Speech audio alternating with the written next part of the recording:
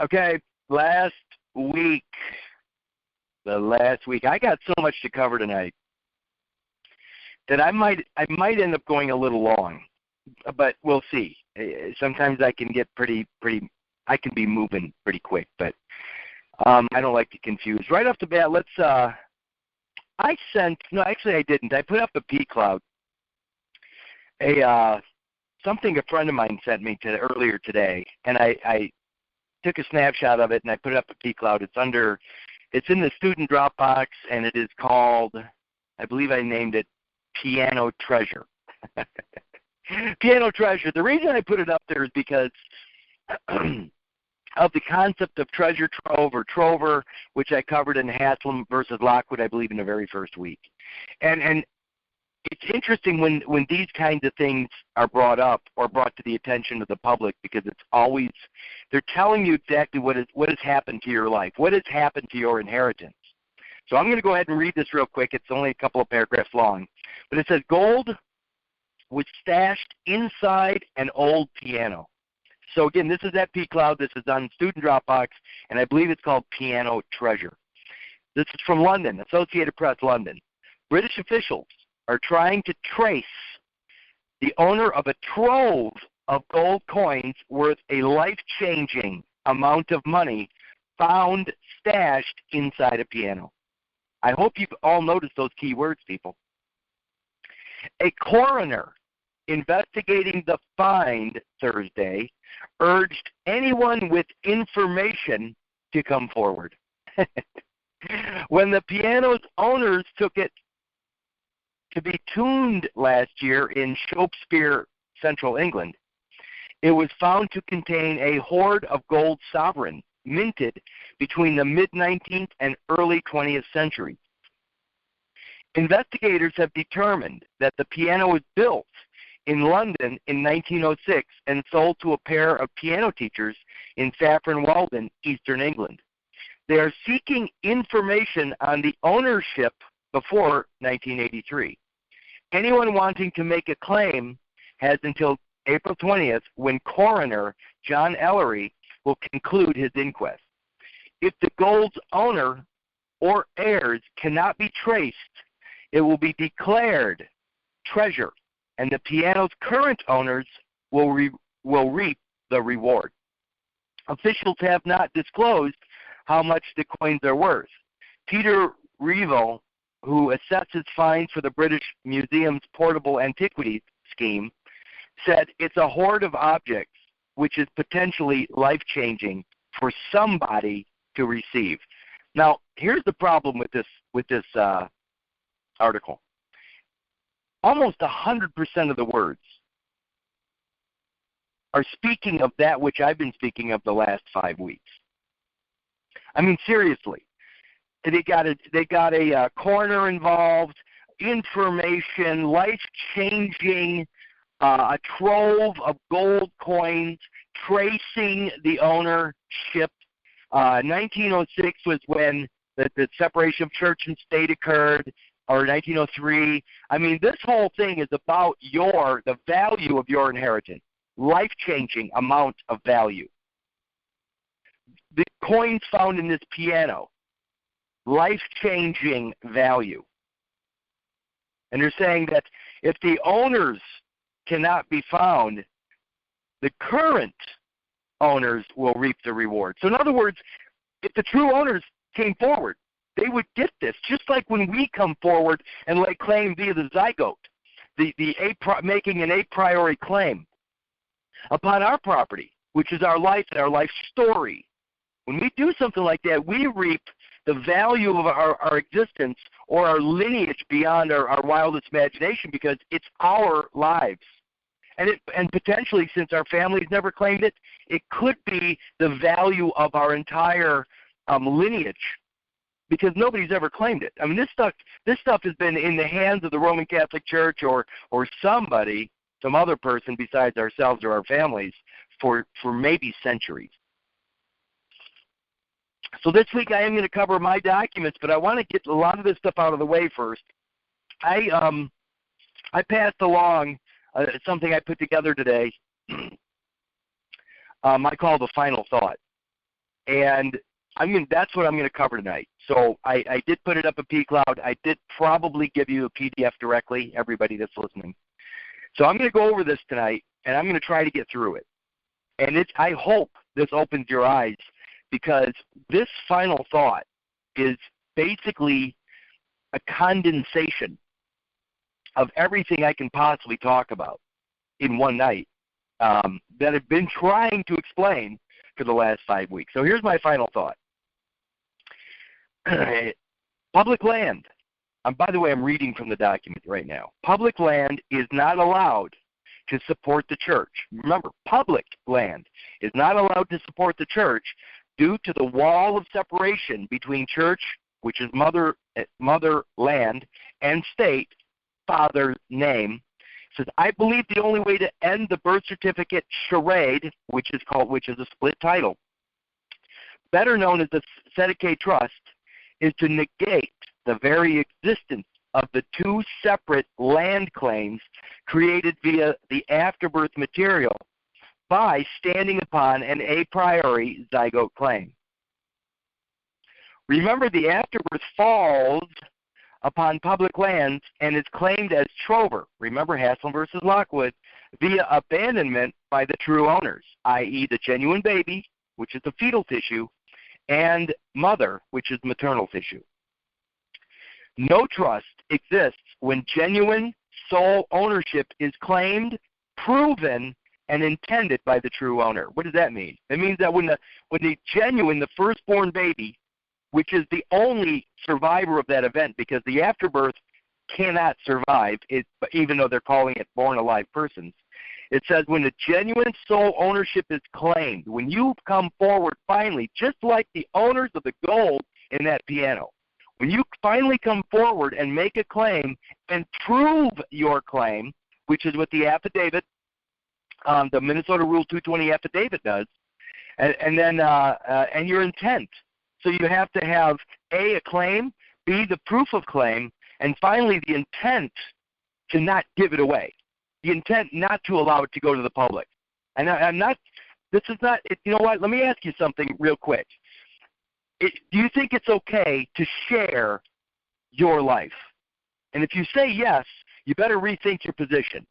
Because right now your life is being shared by everybody in the community. In fact, the whole world ultimately gets to share in your life. I don't want that position. I'll be more than happy to give away as much as I want to give away. But when it comes to sharing my life, I am the sole owner and I am the sole authority over my existence and all the product of my existence. So that's my position. Next paragraph or next sentence, it says, if we do not make such a claim, we become nothing more than licensed undertakers hauling around the remains of the dead within the shipping industry as freight forwarders. That's what we are, people. We're just moving a dead body around from place to point A to point B, and we're doing it as undertakers. And I really mean that, by the way. We are considered undertakers, licensed undertakers, which is why we're in the livery business, which is why you should look into the whole livery concept, because we're all company men moving around dead bodies. I covered that probably in week 2. So to undertake. Oh, wait a minute. You know what? Before I do this, I put a side note on mine, and you might want to do the same. Shipping industry. It says, within the shipping industry as freight forwarders. Well, what do I mean by that? Well, people don't realize it, but in 1861, I probably did this on one of my last XYZ calls. In 1861, a company was created called the American Bureau of Ship Masters. And that company came to life in 1861, basically the same year as the Civil War, i.e. Roman War, began. The American Bureau of Shipmasters. You need to look into that. There is the history of the American Bureau of Shipmasters at pCloud. It is one of the documents I put into it. Actually, there's a couple of documents in there about ABS. The reason it's important to know this is because all those 14th Amendment fools out there don't realize it, but in 1861, the American Bureau of Shipmasters was created. In other words, to be the master of a vessel. I mean, are you the master of your vessel is a good question then. Meaning your instrument of God, your physical body. Are you the master of that, or are you not? Well, in 1868, the ABS, I believe, created a new position, a new ship called a citizenship. It's the 14th Amendment citizen. And I believe that the ship masters have basically been ruling over these 14th Amendment citizen ships because we didn't even know what they were. We had no idea what they were. And then in 1871, through the Organic Act, I believe that they created a new maritime republic. So the American Bureau of Shipmasters was created in 1861. In 1868, I believe they created a citizen ship over which they had complete control. And then in 1871, just 3 years later, they created a maritime or shipping republic through the Organic Act of 1871. That's what I think happened. By the way, you need to look into the concept of maritime republics. In other words, they're shipping republics. And they've been around since the beginning of time almost. Seafarers is what they were called way back when. But I mean, the maritime republic actually fits the whole concept of admiralty jurisdiction. Admiralty, which is where you see the gold fringe flags everywhere. So I believe that in 1861 the American Bureau of Shipmasters was created so that they could create vessels over which they had total control commercially. 1868 they created a commercial vessel called a citizenship within their corporation, their private corporation. And then in 1871, they created the Maritime Republic within which these vessels would act commercially. That's what I think. So anyway, when I wrote this final thought, that last line there where it says, if we do not make such a claim, we become nothing more than licensed undertakers hauling around the remains of the dead within the shipping industry. That is what I'm talking about. The shipping industry is the American Bureau of Shipmasters. By the way, if your eyes are open enough, if you dig around in the ABS, the history of the ABS, you're going to see it. By the way, the ABS rules over everything in America. ABS rules everything. The Navy, everything. It rules everything. So if you think I'm wrong, all you have to do is see what authority or power the ABS has in America. I believe it rules everything. So there's your 14th Amendment citizens, you fools that believe in, that whole thing. As freight forwarders is what I put. So, undertake. To take on oneself, to engage in, to enter upon, to take in hand, set about, attempt, as to undertake a task or a journey, and specifically to take upon oneself solemnly or expressly, to lay oneself under obligation or to enter into stipulation. We went over stipulation last week. So again, to lay oneself under obligation. Do you stand under? Do you understand? To lay oneself under obligation or to enter into stipulation. To perform or to execute. To covenant, to contract. This is to undertake.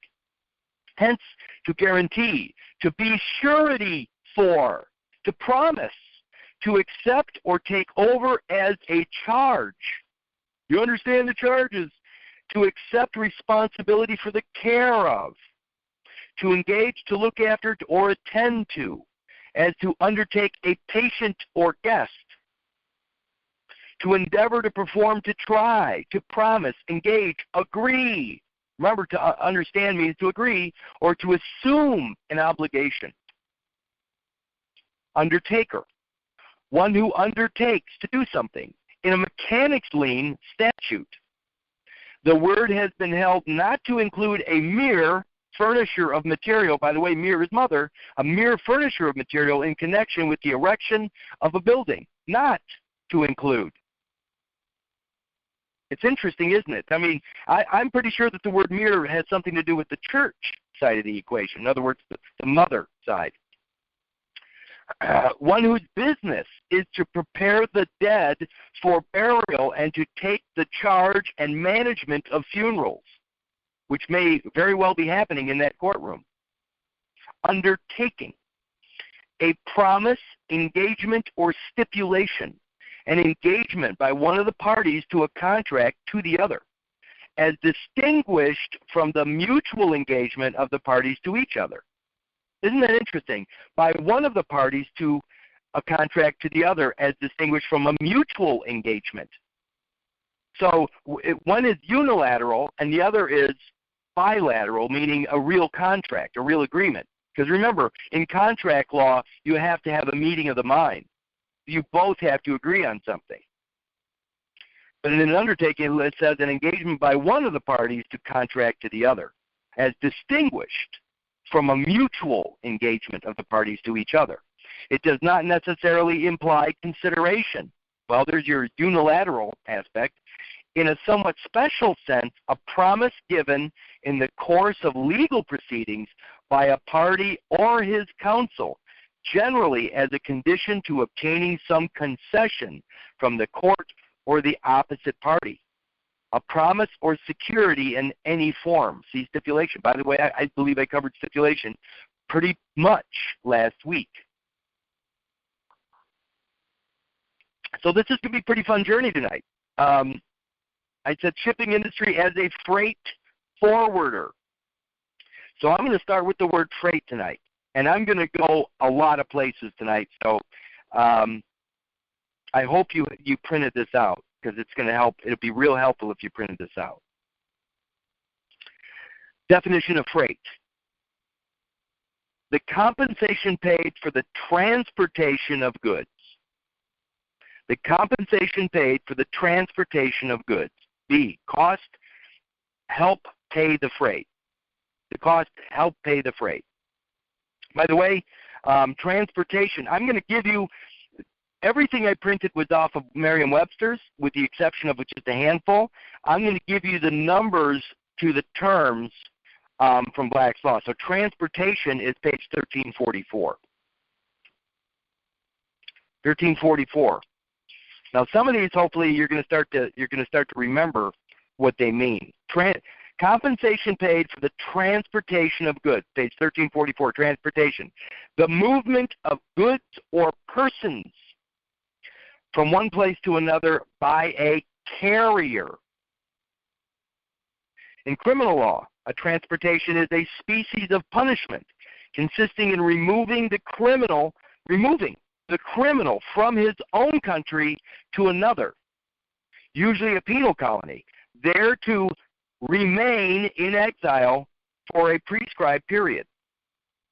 So to transport is to carry or convey from one place to another. To transport, that noun, the word transport is in New York, in old New York law, a conveyance of land. So transportation. To goods to be shipped. Cargo, the freight arrived by steamboat. B, load, burden, load and burden. They put examples in here. I probably won't read the examples. C, meaning, significance. Words that carry psychological freight, such as family, work, and sex. So think about that. So each freight are words that carry or have significance. Words that carry. Don't legal terms count as words that carry significance or psychological freight? I'm going to go back to cargo real quick. 193 in Black's. 193. Cargo. Some of these will be shocking that it doesn't have it, that it doesn't show up. Let's see, cargo.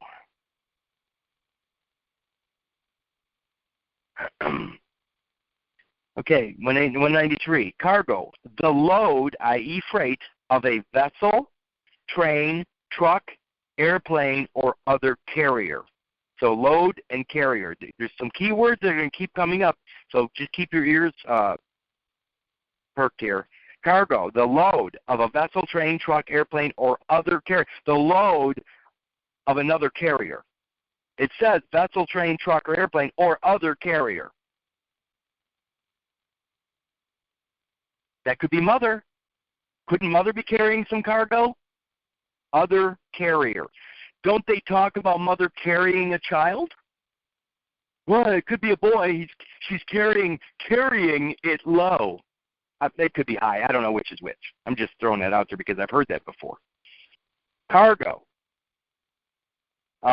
Load, page 844. 844.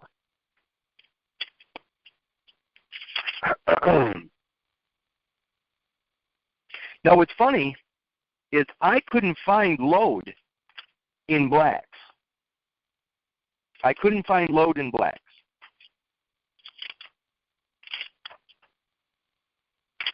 But I found loading and load line and load manage, but they don't have load. Isn't that interesting? Look at this. Loading, the act of putting a load on or in. That's loading. As to load a car or a vessel.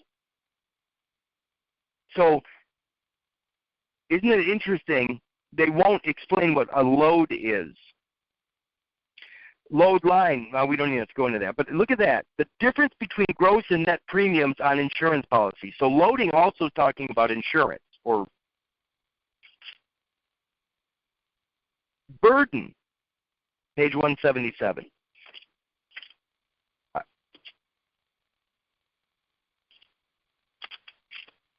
Burden.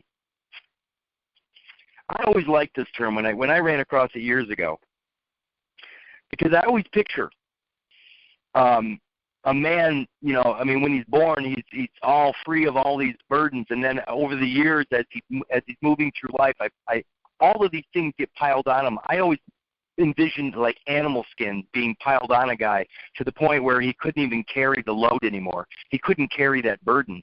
And most of it are lies. Most of the stuff that we carry are lies. But look at burden, capacity for carrying cargo. Something that is carried. Something oppressive or worrisome. A burden as on interstate commerce means anything that imposes either a restrictive or onerous load upon such commerce.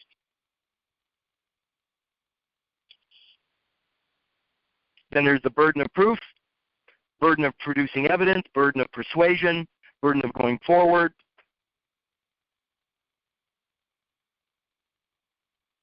Meaning, page 884. 884, meaning.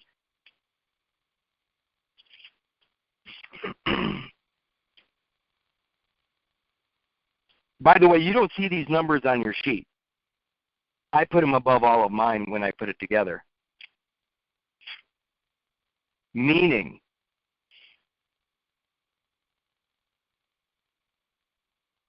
Let's see if meaning, page 884. That which is or is intended to be signified or denoted by act or language. Signification, sense, import.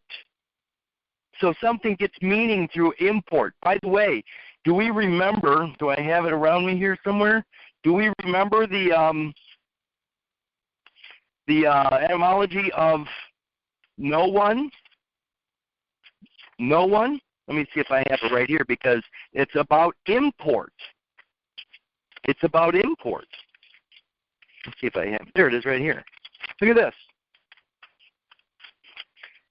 So it says meaning is import, signification, sense, import. Nobody, no person, no one, not any. Person of no import, person of no importance. The quality of having consequence. So again, the meaning. This is freight. I'm still talking about freight here. Meaning, import. Definition of freight, import. So again, if you're no one, if you have no person, if you've claimed no person, you are of no import. And remember, nobody is no person, no one. So they're talking about the person. If you haven't brought it in, if you haven't claimed the person, you are nobody. You have nobody. Think of it as freight now. Now think about the dead body. Think about the decedent body, the remains. If you don't claim it, you have none of it. Significance. Signify. By the way, significance is not in blacks, but I believe signify is. Page 1239.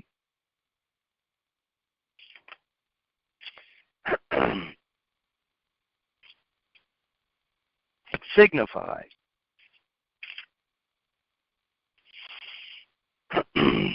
Signify, page 1239. To make known by signs or words, express, communicate, announce, declare. All those words. To signify, to make known. There's only one document that evidences our existence, and it's signed by 3 witnesses. That document is a record, a birth record. If we do not attach ourselves to that record through an affidavit, the proper way, Minnesota Rule 220,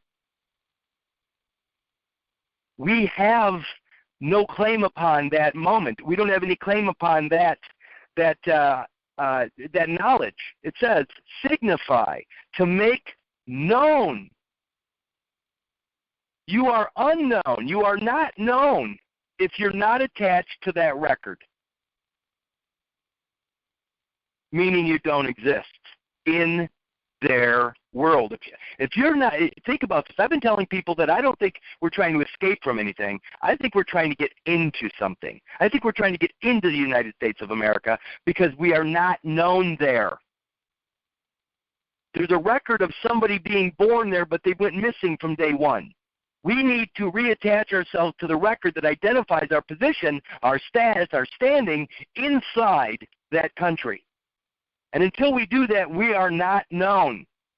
Signify, to make known by signs or words. Express, communicate, announce. To declare. Again, did Mom ever declare us? Did Mom ever declare baby, the genuine baby, or did she walk out of that place? Did she walk out of the hospital and just pass by customs and never declare baby? Because if there's no declaration, if she didn't declare baby, there's no knowledge of us, no evidence of us. I'm still on freight, people. Significance. Words that carry psychological freight, such as family. Really. Such as family. So again, if you don't have an attachment, if you don't have a family, you're an orphan. If you don't have a family, if your parents didn't claim you, you're a foundling child.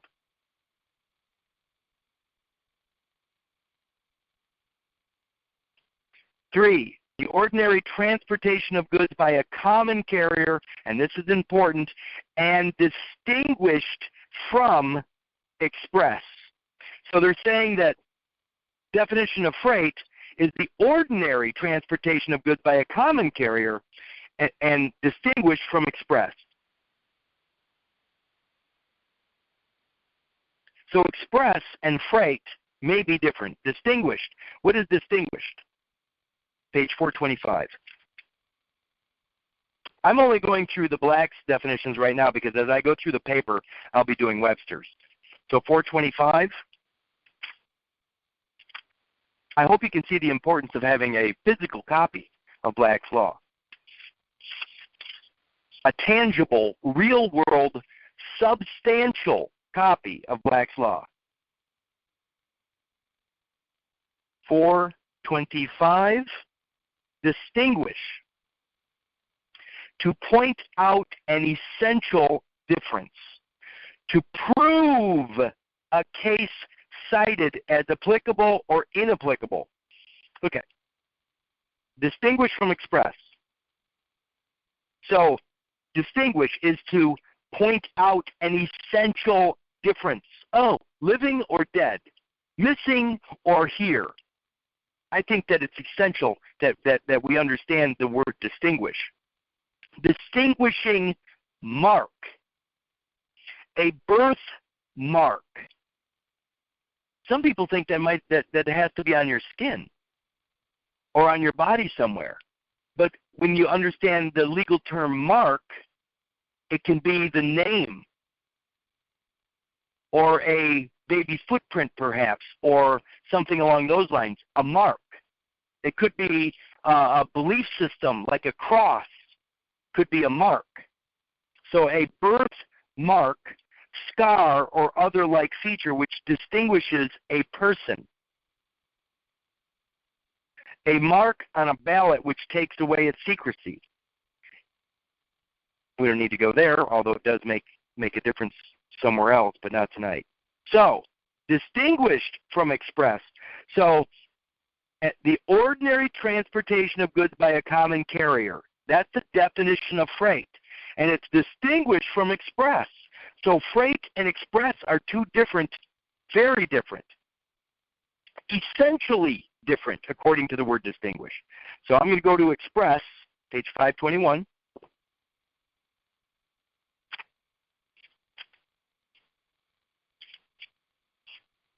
I hope I'm going slow enough. Express. Oh, man. So, the ordinary transportation of goods by a common carrier is freight. It says, and it's distinguished from express. Okay, express, page 521 blacks. Clear, definite, explicit, plain, direct, unmistakable, not dubious or ambiguous. By the way, ambiguous is going to come up a lot tonight. So express is not dubious, express is not ambiguous. Declared in terms. Did Mother declare anything? Hardly. Set forth in words, directly and distinctly stated. Stated. Beingness. We covered that last week. Made known distinctly and explicitly, and not left to inference. No inference. Manifested by direct and appropriate language, as distinguished from that which is inferred from conduct. Conduct. The word is usually contrasted with implied. Everything in the courtroom is implied through your conduct.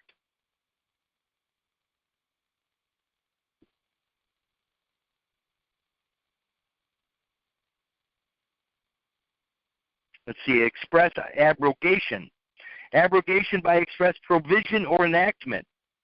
The repeal of a law or provision by a subsequent one, referring directly to it. Remember that when the judge, when they do their discovery, and they find that nobody's claimed that position, nobody's claimed or attached themselves to that birth record, they're working on a fact, not the truth at that point.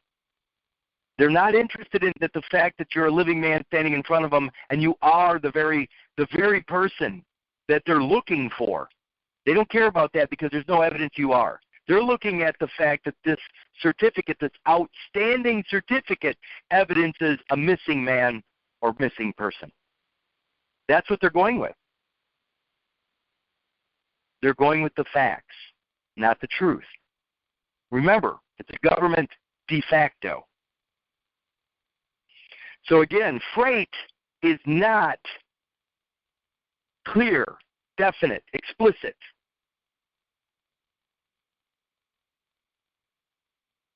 It says a train designed or used for such transportation is an eastbound. So I'm on page 2 now. Definition of cargo, according to Webster's. The goods or merchandise conveyed in a ship, airplane, or vehicle. Freight. Dock workers were unloading the ship's cargo. Dock workers. Okay. So, ship, airplane, or vehicle. I'm going to go to the word ship real quick. on page 1235. Ship. This is really interesting to me. I have to slow down my brain because I get so excited about this stuff, and I hope that it I know it pretty well. But look what a ship is. A ship, noun, a vessel of any kind employed in navigation. A general ship, where a ship is not chartered wholly to one person. This is important. A general ship is where a ship is not chartered wholly, W-H-O-L-L-Y, wholly to one person. Doesn't that sound like a trust? When a ship is not under the control of one person or chartered to one person, a trust is it's automatically implied. But look at this. A general ship then has to do with a concept of a trust, because it says where a ship is not chartered wholly to one person, but the owner offers her generally to carry the goods of all comers, or where, if chartered to one person, he offers her to several sub-traders for the conveyance of their goods, she is called a general ship, as opposed to a chartered one. One which is employed by the charterer or owner on a particular voyage and is hired to a number of persons, unconnected with each other, to convey their respective goods to a place of destination. Ship master. The captain or master of a merchant ship, appointed and put in command by the owner, and having general control of the vessel and cargo. Control of the vessel and cargo. With power to bind the owner by his lawful acts and engagements in the management of the ship. So a ship master, remember, 1861, American Bureau of Ship Masters. The captain or master of a merchant ship, appointed and put in command by the owner. Put in command by the owner of the ship, and having general control of the vessel and cargo, with power to bind the owner by his lawful acts and engagements in the management of the ship. Ship's papers. The papers, this is so important. This is so important, what I'm about to say. Ship's papers, the papers which must be carried by a vessel on a voyage, here it is, in order to furnish evidence of her national character. Furnish evidence of her national character. It's like putting a flag on your boat. You go into, if you're flying the flag of the United States of America, that's the national character. United States of America. Do you think that you're ever going to be, if you're actually participating in the economics of the United States of America, flying the United States of America flag, do you really think you're ever going to end up in a courtroom when you are already known to be flying that flag? The only reason you end up in a courtroom today is because you have no affiliation, no known affiliation with the United States of America. That Admiralty flag, when you get brought into that room, you are a potential pirate.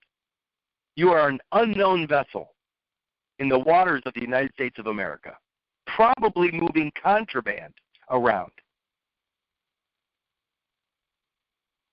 Importing and exporting contraband into the country without license.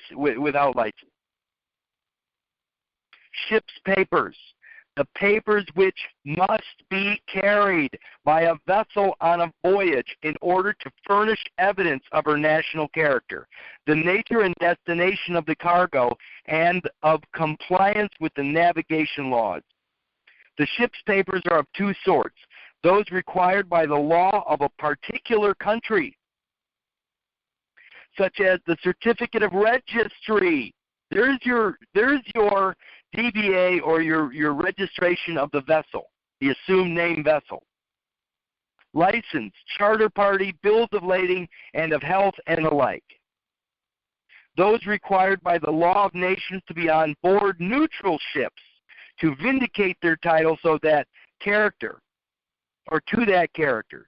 These are the passport, sea brief, or sea letter, proofs of property, the muster roll or roll d'equipage, the charter party, the bills of lading and invoices, the logbook or ship's journal, and the bill of health.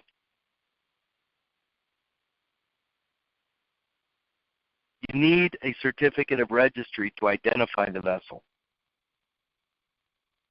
The passport works as well, but you have to be in good standing. And the only way you're in good standing is to have the vessel registered to you. If it's not registered to you, it may as well be a pirate ship.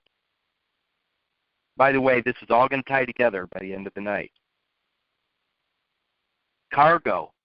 The goods or merchandise conveyed in a ship. I just went over the word ship, page 1235. Airplane or vehicle. You know what? Let me go to charter real quick, page 214 in blacks. Charter. Let's see if there's anything in here that looks interesting.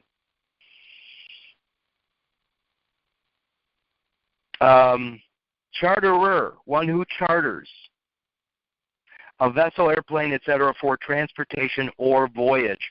Remember that the vessel is created by the state. It's for economic purposes. It's for economic purposes only. You don't own it, but it is registered to you. And it's secured by a deposit on your behalf. So it's fully indemnified as long as it's registered to you. It has to be registered to you in order for the indemnity to kick in for you. So it says for transportation or voyage. So you can either see transportation, which is commerce or commercial, or it can be just for a voyage, for pleasure.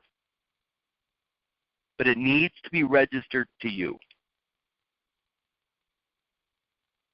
I would look at charter if I were you guys. It says an instrument emanating from the sovereign power in the nature of a grant, either to the whole nation or to a class or portion of the people, to the people, to a corporation or to a colony or dependency, assuring to them certain rights, liberties, or powers.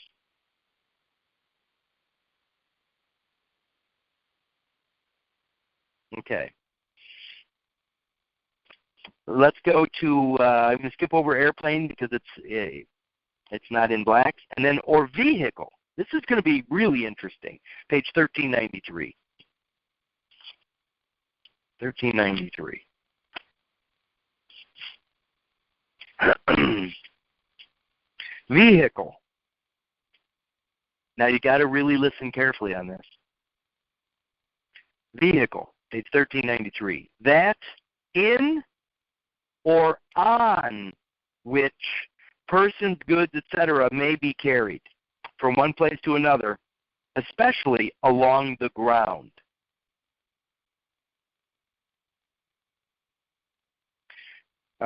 Skip down a little bit. It says, term refers to every device in, upon, or by which a person or property is or may be transported upon a highway. Okay.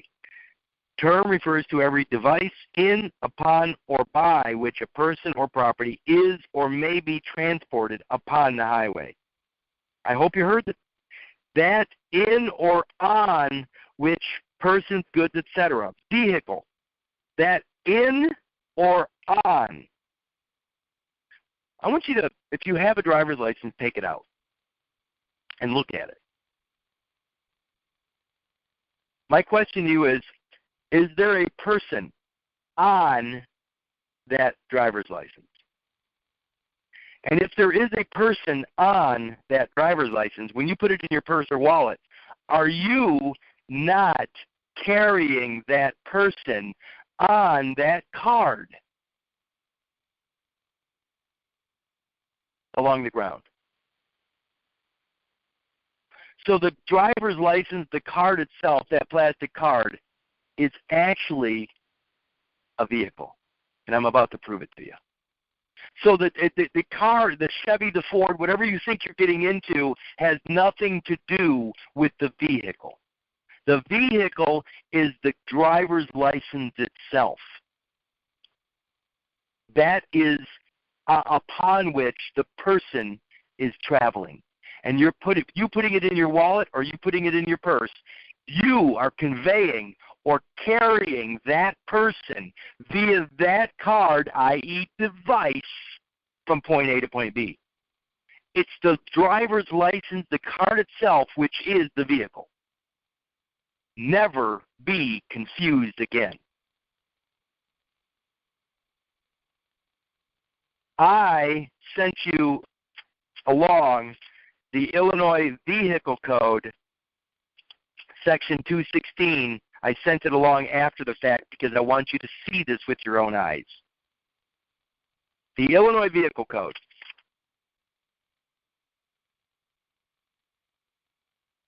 So hopefully you guys printed that off. It was sent along tonight. 625 ILCS 5, 1 through 216, it says used motor vehicle. This is going to go nuts real fast.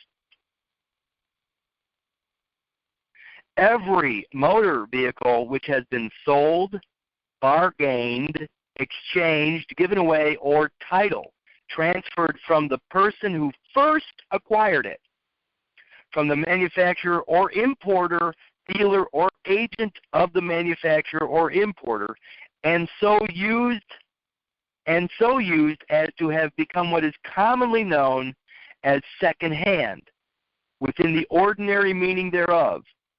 Secondhand. Now listen to this. Provided that a new motor vehicle shall not be considered as a used motor vehicle until it has been placed in a bona fide consumer use. Okay.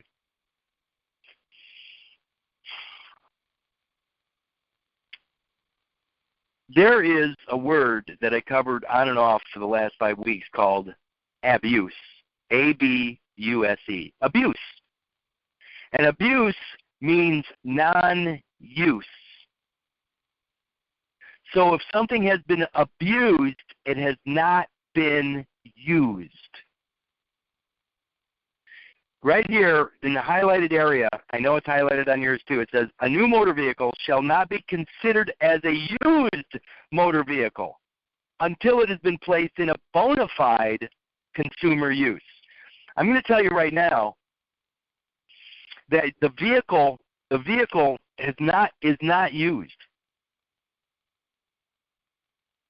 It is not used until by a bona fide consumer use.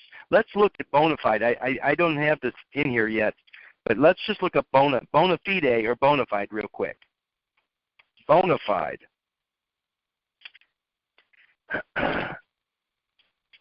That would be on page 160. Bona fide, bona fide. In or with good faith, honestly, openly, and sincerely, without deceit or fraud. I'm going to tell you right now that until something is registered to you, you are not bona fide. It's deceit, it's fraudulent if you don't have the right to use it. When you don't have a right or legitimate claim, you are not bona fide. You are not bona fide. It goes on to say, truly, actually, without simulation or pretense, innocently, in the attitude of trust and confidence, without notice of fraud, real, actual, genuine, and not feigned.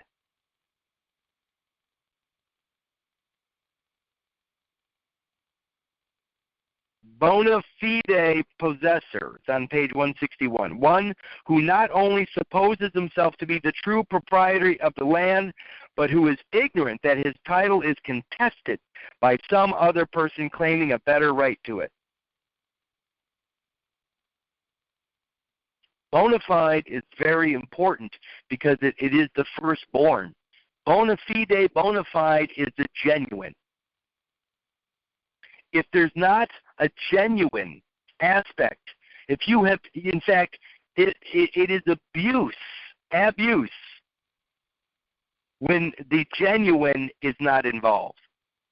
Because only the genuine can use something and become bona fide in its use. So I'm going to read that again. It says, this is so weird to me because I'm looking at something. They're talking about a used vehicle, secondhand. It's not a used motor vehicle until it has been placed in a bona fide consumer use. It's not used at all. It's not considered used. If it's not used, it's abused.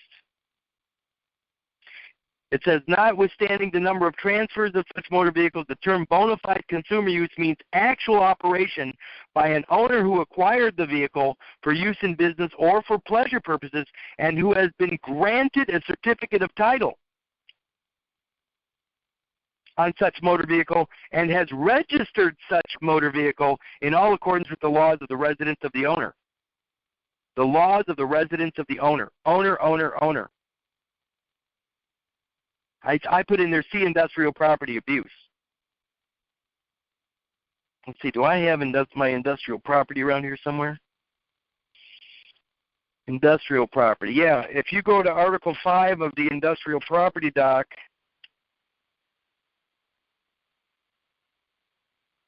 it actually says the right to take necessary legislative measures to prevent the abuses which might result from the exercise of exclusive rights conferred by the patent.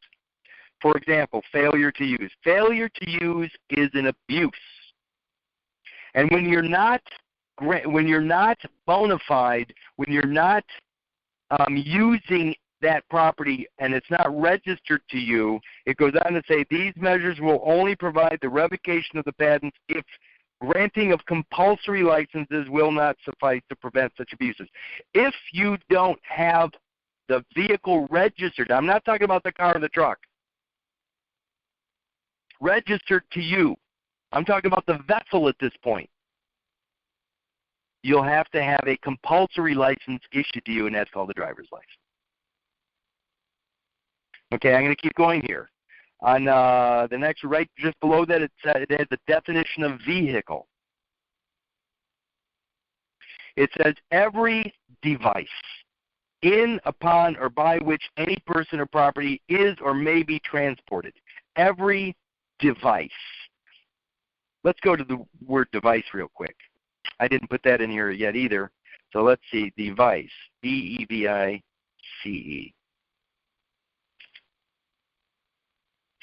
Device.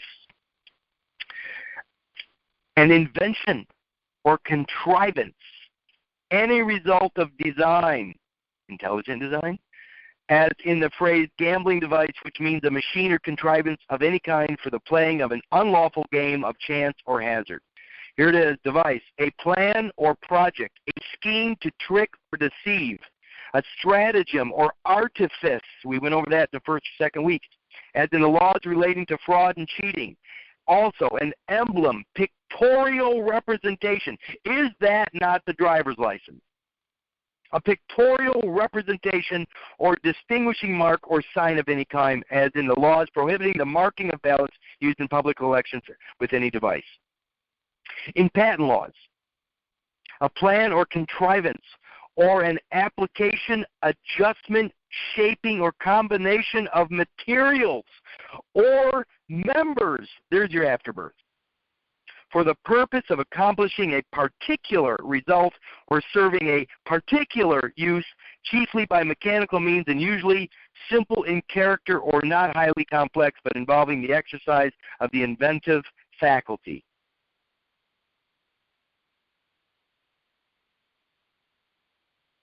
Members. I actually have here a note. I don't know what it is, but it says 18 U.S.C. Section 36. Let me see if what 18 U.S.C. 36 is, because I have a note here from way back. So I'm going to just Google 18 U.S.C.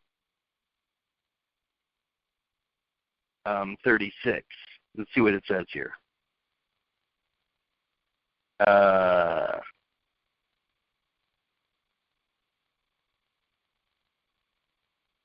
It has to do with controlled substances.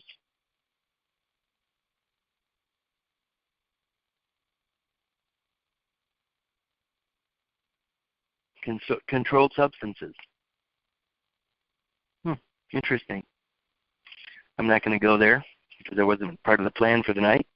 So every device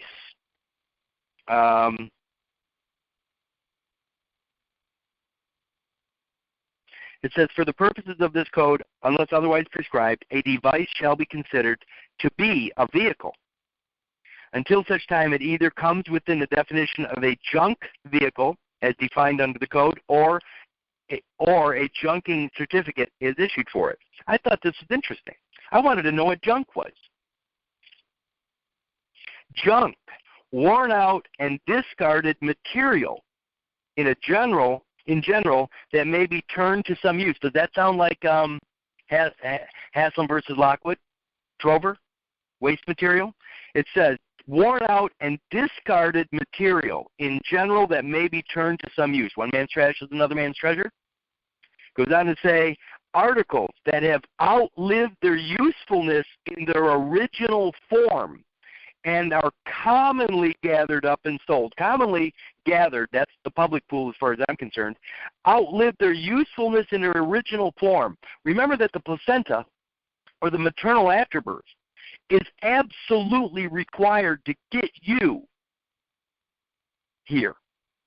If mother doesn't create that material, that tree of life, so to speak, if she doesn't do that, you don't survive the voyage.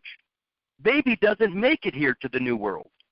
It doesn't make it here without that material. But once you get here and that stuff comes out as waste material, it's outlived its usefulness. It's no longer of value. It got you here. It was required to get you here. It was imperative that it existed. But once you got here, it became waste. It became junk. Goes on to say, outlived their usefulness in their original form and are commonly gathered up and sold to be converted into another product. Either, well, doesn't that sound like biological material that's being used for, I don't know, testing? Into another product, either of the same or of a different kind, e.g. old iron or other base metals, old rope. I'll tell you right now, if you look up rope, you're going to find cord, as in umbilical. You're going to find cord, C-O-R-D. So it says old rope. Why would they put that in there? We need to start asking questions that actually bring about real answers. Old rope. Articles that have outlived their usefulness in their original form. Look at that. They put old rope in there. How can old rope outlive its usefulness in the form of old rope? It may not be very strong, but it's still freaking rope. Now, the umbilical cord, on the other hand, which could be called cable or be called cord or be called rope, now it's no longer an umbilical cord, is it? So it's outlived its usefulness as the umbilical cord, and it certainly can't be used for rope. My point is that rope is always rope. It might be weak, but it's still rope. The umbilical cord, on the other hand, has outlived its usefulness in its original form. Old rope, rags, waste paper, etc., and empty bottles. And all articles discarded or no longer used as a manufactured article composed of any one or more of the materials mentioned. Look at this, empty bottle. And all articles. You're talking about the waste material. What's really funny is the amniotic sac alone.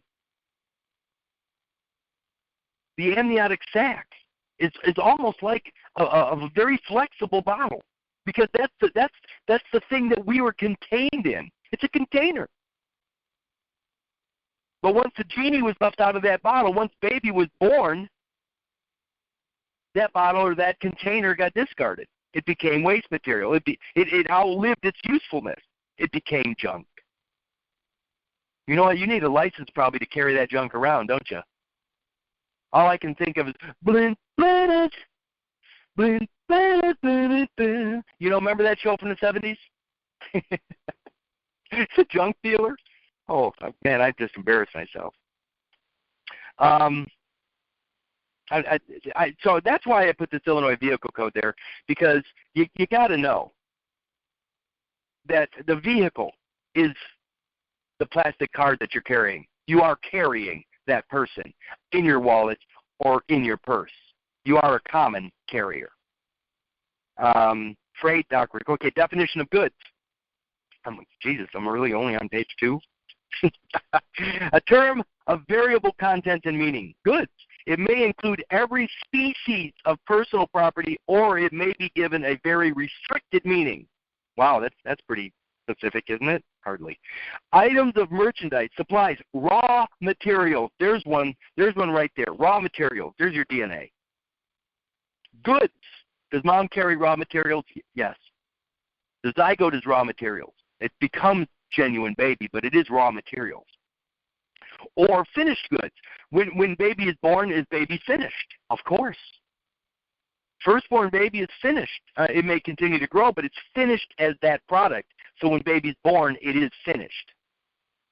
Sometimes the meaning of goods is extended to include all tangible items, as in the phrase goods and services. All things, including specially manufactured goods, which are movable at the time of identification. Movable at the time of identification to the contract for sale other than the money in which the price is to be paid, investment securities, and things in action. Goods also includes the unborn of animals. Really? Includes the unborn of animals. You might want to circle that. Unborn of animals. By the way, man is considered an animal. Unborn of animals. Okay, so now if you go back to page 1, I highlighted cargo, burden, significance, and express. So we're on burden right now. Definition of burden. Something that is carried. A load. B. Duty. Responsibility.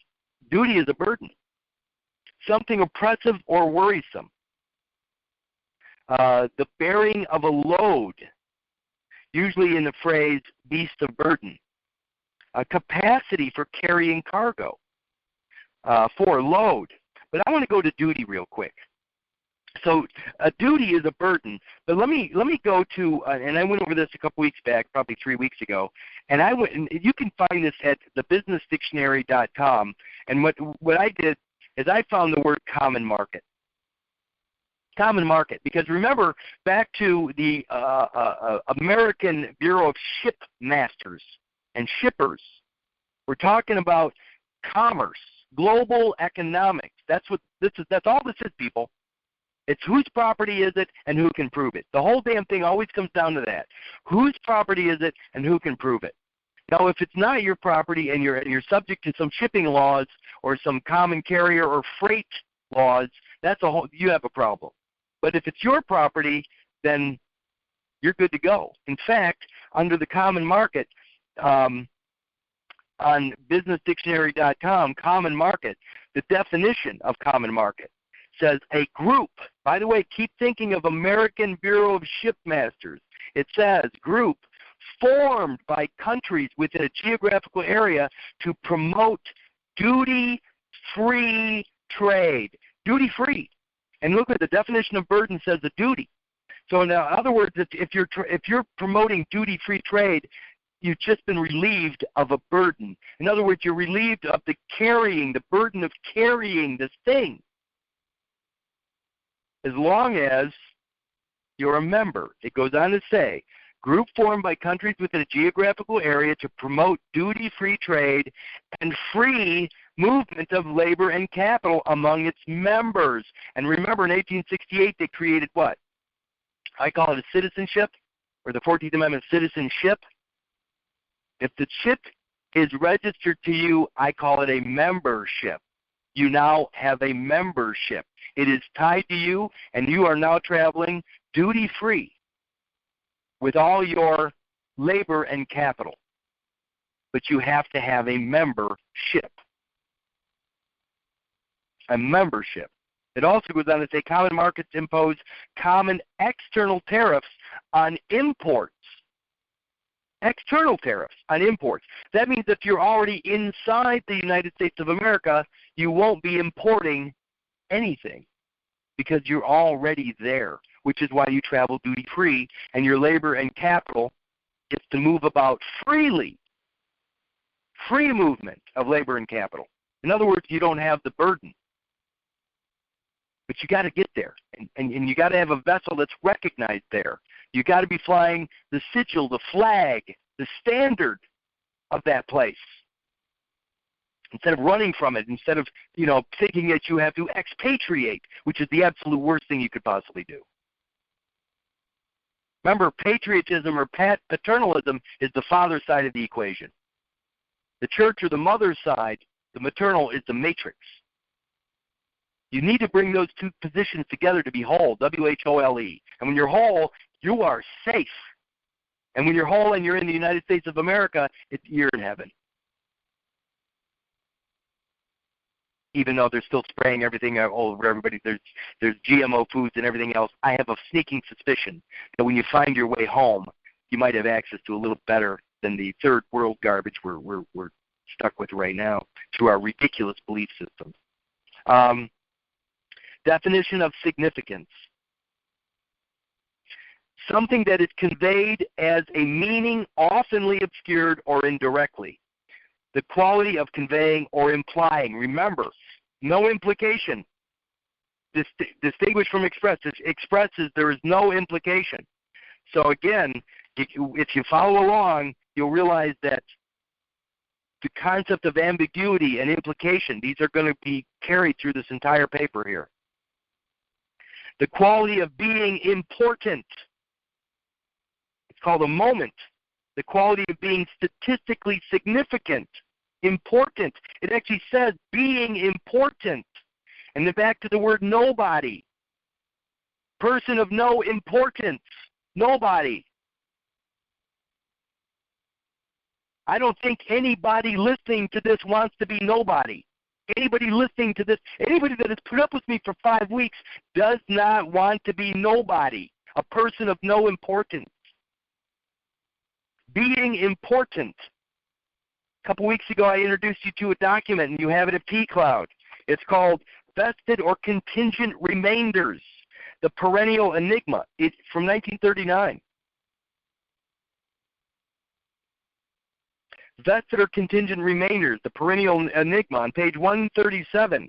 It says the future estate is either vested or contingent. It is vested when there is a person in being who would have an immediate right to the possession of the property.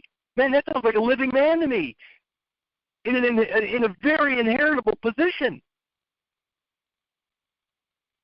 It said who would have an immediate right to the possession of the property on the determination of all the intermediate and precedent estates.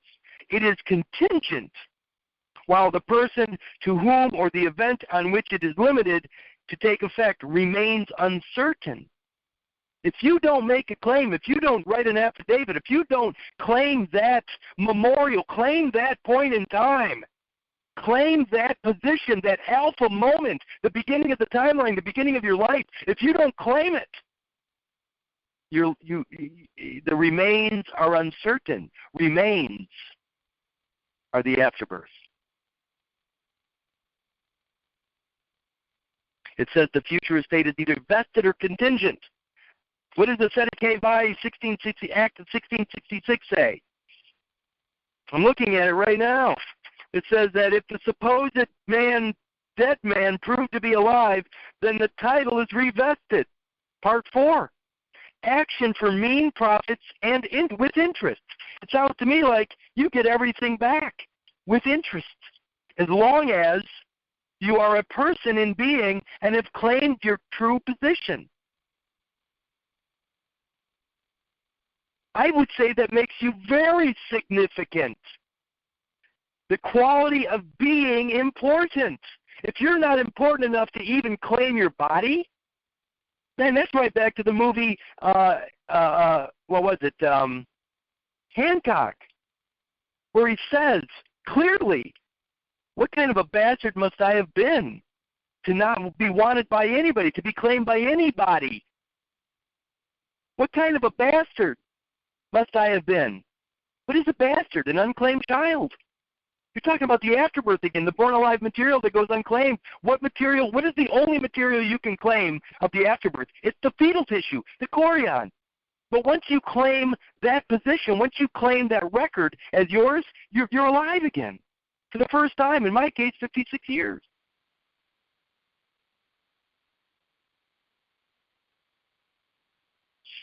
Page 3. The definition of moment. What does it say in significance? The quality of being important. A moment. M-O-M-E-N-T. Moment. Definition of moment. A minute portion or point in time. What's the point in time? In my case, September 19th, 1960 at 3:50 a.m. Gregorian. Why do I always say Gregorian? Because it's a fictitious timeline created by Pope Gregory in 1582. It's actually a literary claim, a piece of property, a timeline that Pope Gregory created for the Roman Catholic system. But it is the alpha beginning. It's my first moment in time. I have to claim that point in time. But what about this minute portion? Minute portion? What the hell's that? Well, I covered that in the first week too, probably. Page 1331. Page 1331 in Blacks.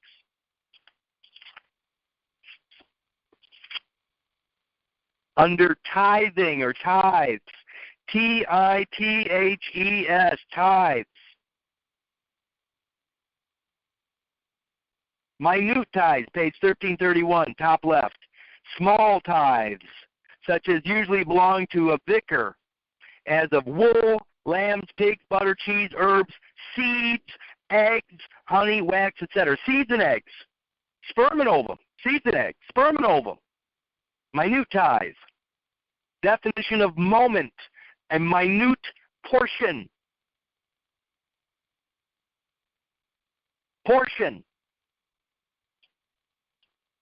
Let's see if portion's in Blacks. I didn't bother to look it up earlier. Let's see if portion is in Blacks.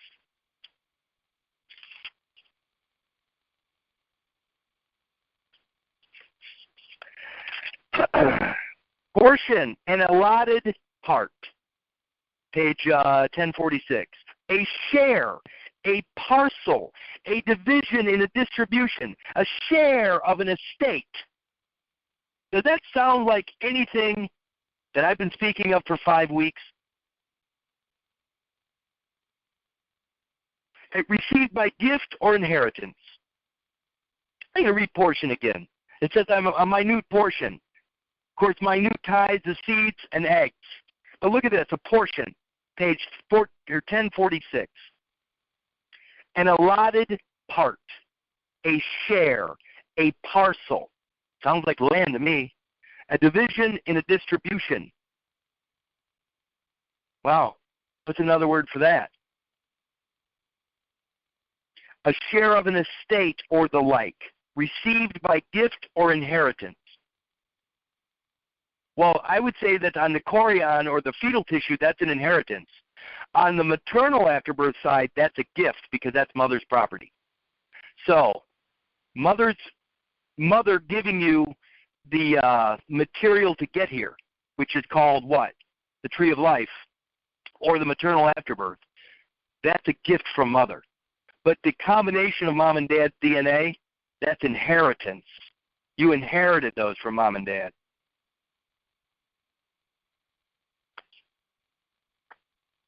Let's keep going. Instant. 2, present time. 3, importance in influence or effect. 4, which is they're calling it obsolete, but it says a cause or motive of action. A cause of action. They're calling it obsolete. Why? Maybe because in 1938 with the court case, or when they bound all law into one position.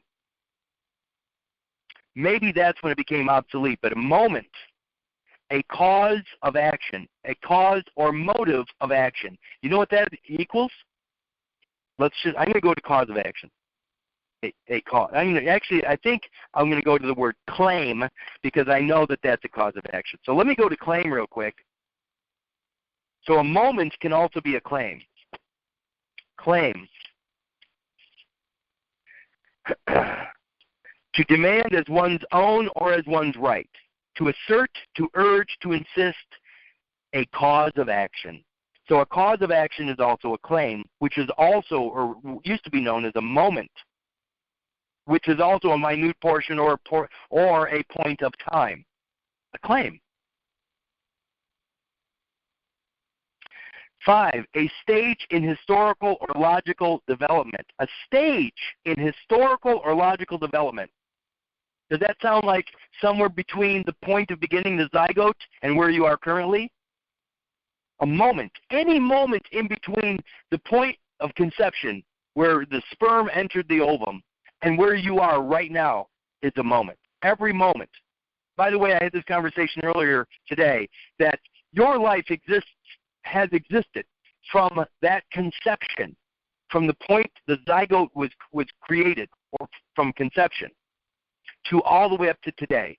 The alpha moment is that point of conception, and the omega moment is the end of your life. Well, what's the end of your life? Well, most people would say death, but the end of your life is today. It always ends right now. Today, right now is the last moment of your life. You may die 40 years from now, but the last moment of your life, the omega moment is right now. If I took my last breath right now, I would die today. So the last day of my life is today. It's always today. I might take my last breath 40 years from now, but at that moment, it'll be today. So we all die today. So again, the alpha moment's the beginning, and the omega moment is now. The problem is that today is the only day we can claim, because it says here, a stage in historical or logical development. Our history has not been claimed by us because we haven't claimed the alpha moment. In order for us to claim our life, we have to claim the beginning. And the only way to claim the beginning is to tie ourselves or to write an affidavit that evidences that record belongs to us. That moment in time, September 19th, 1960 at 3:50 a.m. Gregorian, that was the beginning of my timeline, my life. That was the alpha moment. And every moment since then has been mine. And everything I produce since then is mine. Does not belong in a trust. I'm not missing and I'm not dead. A stage in historical or logical development.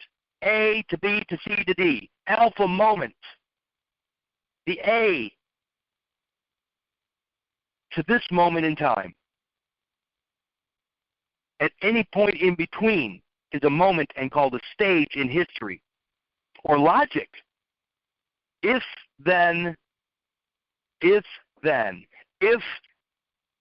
my life began September 19, 1960 at 3:50 a.m. Gregorian, then I own everything I produced since that moment. If that's me, then my product is mine. If it's not me, then the product is not mine. If that's not my name, that's not my title, then everything since then is not mine. If then.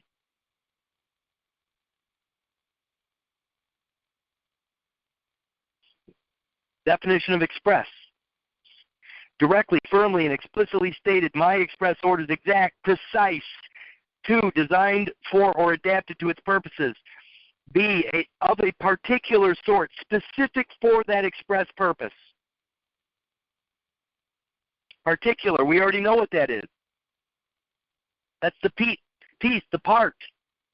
It's the remainder, it's the remnant. It's the left behind material that matches you or not. 3, down at the bottom it says British, designated to be delivered without delay by special messenger. Express. Delivered without delay by special messenger. What the hell does that mean? Does that sound like some magic? Or mystery? Definition of specific. Constituting or falling into specifiable category, sharing or being those properties of something that allow it to be referred to a particular category. Particular. Remember that word is so incredible. It's identifying only the part, the member that's been dismembered, the left behind material. Page 4. Restricted to a particular individual, particular situation, particular relation, particular effect. Restricted to a particular. Restricted is 1182.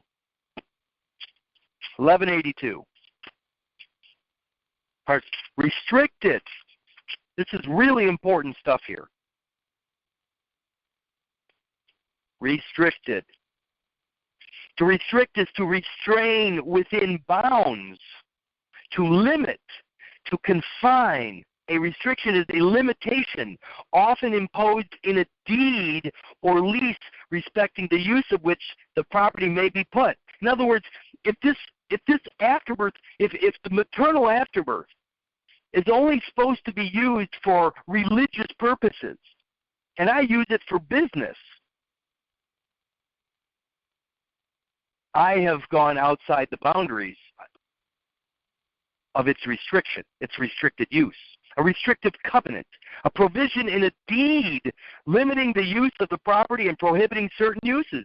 Also, clauses in contracts of partnership and employment which limit a contracting party after termination of the contract in performing similar work for a period of time and within a certain geographical area. Sounds like a non-compete. But it's a limitation. It says, why? Look at this. They're using the word deed or restriction, a limitation often imposed in a deed. Is it possible that deed, that the birth record itself is a deed to religious land? Is it possible that it was created specifically for something that we never really were privy to, that we never really knew about? 3, free from ambiguity, accurate, a specific statement of faith, free from ambiguity. This is specific. I'm going to ambiguity. It's page 73 because it's going to come up again about 4 more times in here. Ambiguity, page 73. Ambiguity, doubtfulness, doubleness in meaning, duplicity, indistinctness, of uncertainty of meaning of an expression used in a written instrument. So which is it? Which is Curtis Richard Kallenbach? Is it the fetal tissue, which means genuine baby, or is it the waste material, the maternal waste material? That sounds pretty ambiguous to me. Duplicity, a double standard. It says want of clearness or definiteness, difficult to comprehend or distinguish. I already went through distinguish tonight. Of doubtful import. Of doubtful import. In other words, no one. We're right back to the etymology of nobody. Person of no importance. Doubtful import. Meaning that you didn't care enough to go back and get that body. You didn't care enough to go back and get the piece of you that's missing. That's not important. And then, of course, you got all those morons out there saying that it's illegal to use a legal name. It doesn't get any dumber than this, people. Ambiguity. That's huge. Duplicity.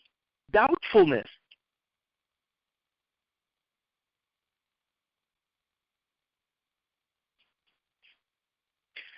Ambiguity upon the factum, and ambiguity in relation to the very foundation of the instrument itself, as distinguished from an ambiguity in regard to the construction of its terms.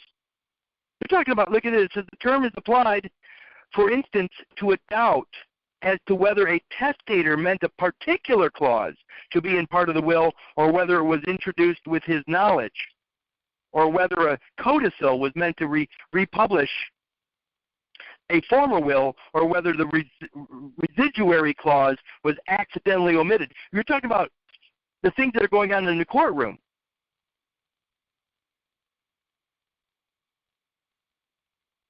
It says, then there's a couple of Latin phrases here. An ambiguous contract is to be interpreted against the seller. An ambiguous plea ought to be interpreted against the party pleading it. That's every case I know of in the courtroom. It's ambiguous. And it says, an ambiguous plea ought to be interpreted against the party pleading it. That's you standing before that judge. Why? Because there's no definiteness. You have not made a claim. The thing that they have in their hand, evidence, is the opposite. It's too ambiguous for the judge to make a decision based upon what you're saying, because you have no evidence, no proof. Whose property is it, and who can prove it? Of or relating to or constituting a species, and especially a biological species. This is specific. Constituting a species, and especially a biological species.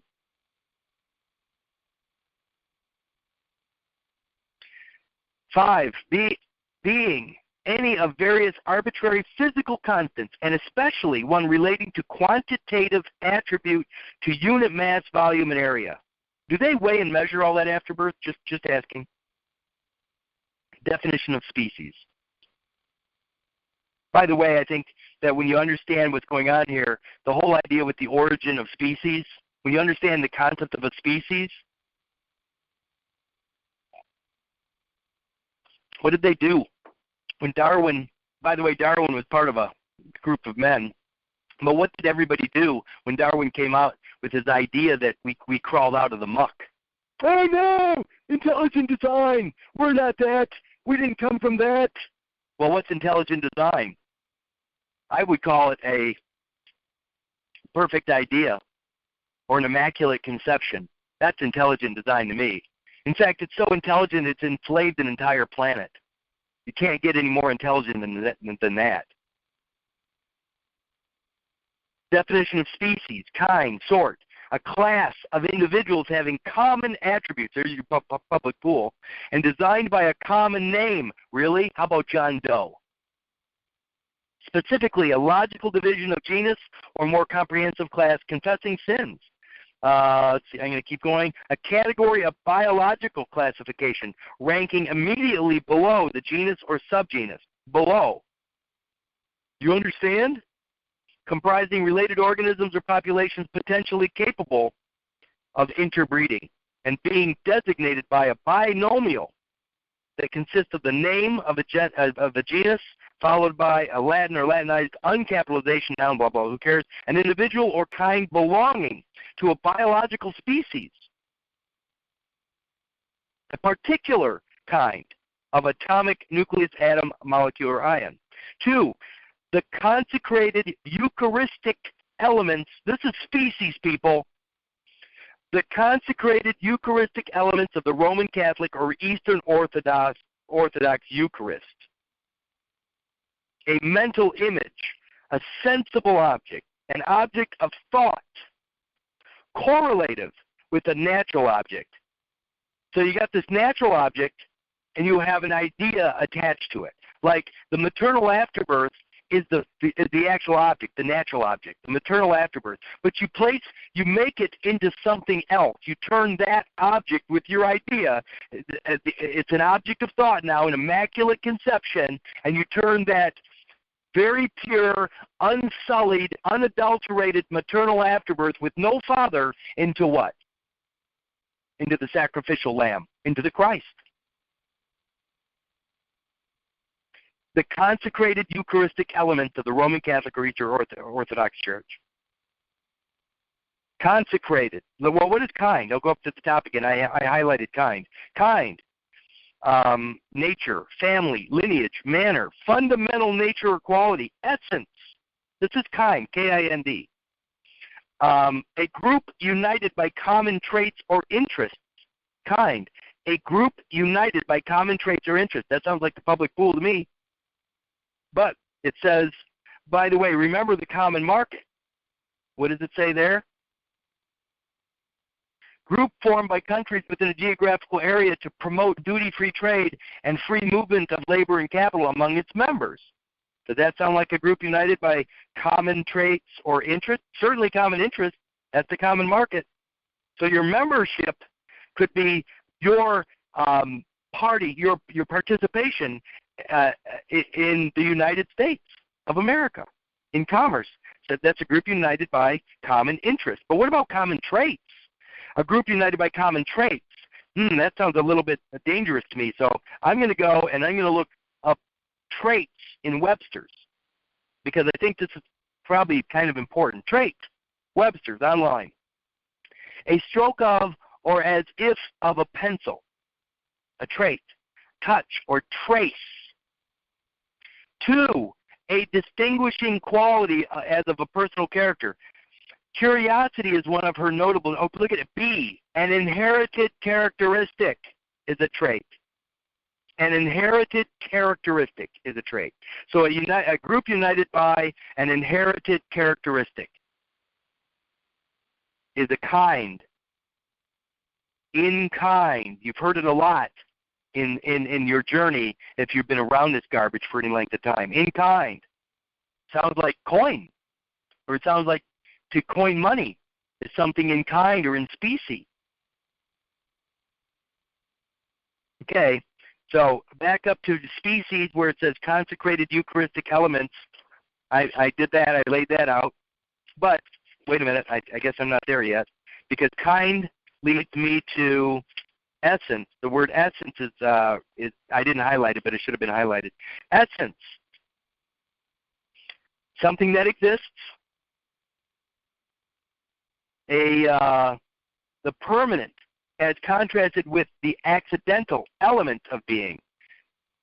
The individual, real, or ultimate nature of a thing, especially as opposed to its existence. The properties or attributes by means of which something can be placed in its proper class or identified as being what it is. That sounds, does that, it almost sounds like the ambiguity goes away. When you can properly place something. 3, a volatile substance or constituent. A constituent or derivative possessing the special qualities in concentrated form. A preparation of such an existence or synthetic substitute. One that possesses or exhibits a quality in abundance as it's in concentrated form. Essence. The most significant element, quality, or aspect of a thing or person. That is your DNA. The essence, the raw material of your existence is the essence, and that is your DNA. The most significant element, quality, or aspect of a thing or person. That is your DNA. Definition of constituent, one who authorizes another to act as an agent, which is a principle, a member of a constituency, pledged to help, pledged, an essential part, a component or element. The organic constituents of animals, a structural unit of a definable syntactic, a semantic, or phonological category that consists of one or more linguistic elements. These are words now, and can occur as a component of a larger construction. Constituent. By the way, every cell in your body is a constituent of your kingdom, of your biological kingdom. They're constituents. An essential part. Elements. I think element is in black. So let's go to element real quick on page 467. 467. Element. Material, substance, ingredient, factor, also one of the simple substances or principles of which, according to early natural philosophers, the physical universe is composed. The four elements pointed out by Empedocles: fire, air, water, and earth. Elements, the forces of nature. Ultimate indecomposable parts which unite to form anything. I'm looking for something else in here. Okay, element though. Material, substance, ingredient. DNA, people. Definition of consecrate. Dedicated to a sacred purpose. And then I put in here CFDR's 1933 first inaugural address where he actually says in his first sentence, President Hoover, Mr. Chief Justice, my friend, this is the day of national consecration. Consecrate, to dedicate to sacred purpose. This is the day of national consecration. So he created a nation. And I am certain that my fellow Americans, blah, blah, blah, blah, blah. You can go there. I put the link there. But I'm telling you right now that in 1933, the same year the birth records or the deeds to this consecrated holy ground came out, FDR created a new nation. A nation that consists exclusively of holy ground. Definition of sacred. A dedicated or set apart for the service or worship of deity, devoted exclusively to one service or use. I'm talking about the deed now. The separation of church and state formally occurred in 1933, where they said that your DNA is the house of God. This is church ground. Worthy of religious veneration, holy, entitled to reverence and respect. Sacred is entitled. There's your title right now. Curtis Richard Kallenbach is the title to holy ground. It says of or relating to religion, not secular or profane. Sacred, not secular or profane. 5, unassailable, inviolable, highly valued and important. Holy, exalted, of worthy or complete devotion, as one perfect in goodness and righteousness. Goodness, divine. 3, devoted entirely to the deity or work of the deity. They're talking about the Spirit or God. Your body is 100% filled with that Spirit, because if it isn't, it's dead. If you take the Spirit out of your body, you have a cadaver. Now you have the remains which you're going to cart around with your license as an undertaker. If there's no Spirit in that body, man, that's all you're doing is carting that thing around as an undertaker. A dead body, a cadaver. Just like the Jesuits said they were going to do. They're going to create an entire world of nothing. I mean, where everybody is doing what? Moving around. What was it called? Parinde a cadaver. Parinde a cadaver. In the manner of a corpse. Separate the spirit from the body, and you have parinde a cadaver, in the manner of a corpse. And then what do you do? Get a license to drive that dead body around. By permission, I may add, from the Roman Catholic Church. Thank you very much. Holy. Having a divine quality. 5, used as an intensive. This is a holy mess. Used as an intensive. Holy cow. Definition of good. This is important because holy says goodness. One in perfect in goodness and righteousness. Definition of good. Of a favorable character or tendency. I'm not going to read all of these. Suitable, fit, good, not depreciated, commercially sound. That can be profitable, advantageous, agreeable, pleasant, salutary, wholesome, amusing, clever. Page 7 or page 7. This is under good. Considerable, full, well-founded, cogent, true. True is considered good. True. Deserving of respect. Honorable in good standing. Honorable in good standing. I put a giant asterisk next to this one. Why? In good standing is honorable. So if you're in good standing, you are in honor. If you're not in good standing, you're in dishonor. The assumed name, when it's registered to you, when the vessel, the ship of state is registered to you, it actually states on there, in good standing. It don't get any better than that. You are totally in honor when you have the vessel registered to you. If it's not registered, it means you are in dishonor. So all you guys, all these people that are chasing honor and saying, I'm in honor, you better have the vessel registered to you, because otherwise you're in dishonor. It says legally valid. Oh, Kurt, it's illegal to use a legal name. Bullshit. If you're in honor, if the vessel's registered to you, it's legally valid, and you have good title. By the way, I'm fighting everybody out there at this point. Everybody. I should say nobody, because that's what everybody is. Everybody out there is nobody, because they haven't claimed it. They're running from their person. They are a person of no import. Virtuous, right, commendable, kind, benevolent, upper class, competent, skillful, loyal, close. These are all good. These are all good. So, there were two words back here under sacred, which are unassailable and inviolable. So, unassailable, not assailable. Not liable to doubt, attack, or question. Doubt, not liable to doubt. There's your ambiguity again. So when you're unassailable, it's not ambiguous. It says unassailable, not liable to doubt, attack, or question. No ambiguity. When they know who you are and you're flying that flag, you're not going to even go to court. You're completely indemnified. Article 38 of the Labor Code. You're completely indemnified when they know who you are. Not liable to doubt, attack, or question.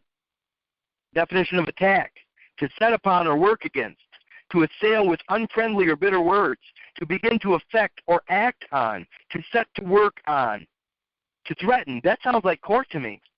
Definition of inviolable: secure from violation or profanation. Secure from assault or trespass. By the way, I put the Black's Law pages in there. We've covered a lot of that already. But, I mean, so liable, doubt, and question, the page numbers for Blacks are there. Violation, profanation, assault, and trespass are there. You need to look those up. Because it says back here on page 6 under sacred, unassailable and inviolable. So the sacred ground that they established through the birth certificate, the deed to that what? That section of land, the house of the holy, your physical body is where God exists, are inviolable and unassailable. That land is secure. Definition of Eucharist, communion. Definition of communion, an act or instance of sharing. I want you to think about this. Your physical body, you have three aspects: mind, body, spirit. They all have to be sharing that space. Remember, your physical body takes up physical space. And your mind and the spirit all share that space. The body too, the substance. You have to be willing to share that experience within yourself. Communion.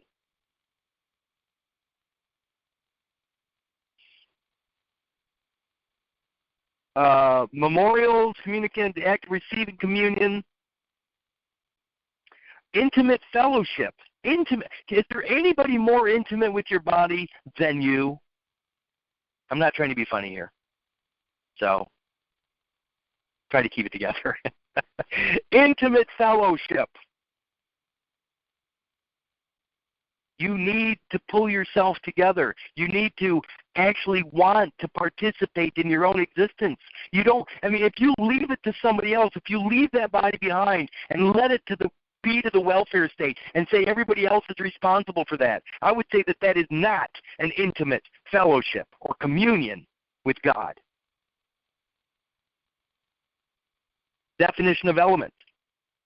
Any of the four substances, whether considered a state or sphere, natural or suited to a person. By the way, I'm back on element right now because this is the Webster's. The state or sphere of natural or suited to a person or thing. The state or sphere natural.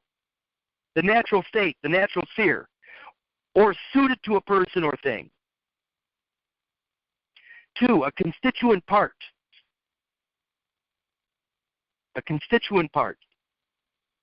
A basic member or logical class or set. 3, a basic member or logical class or set. It could be a math, but it says one of the individual entries in a mathematical matrix or determinant. A distinct group within a larger group. Sounds like the majority, the concept of the minority joining the minority. The minority of cells, i.e. the chorion or the fetal tissue, joining the majority of cells, which is your physical body now. By you making a claim through Minnesota Rule 220, you're actually bringing the minority, the afterbirth, the fetal afterbirth, into you, merging it into you. Now the lesser is merging into the greater, and you're making a legitimate claim on it, which means you're doing what? You're now regaining an intimate fellowship with your left behind material, at least on paper. Definition of logic.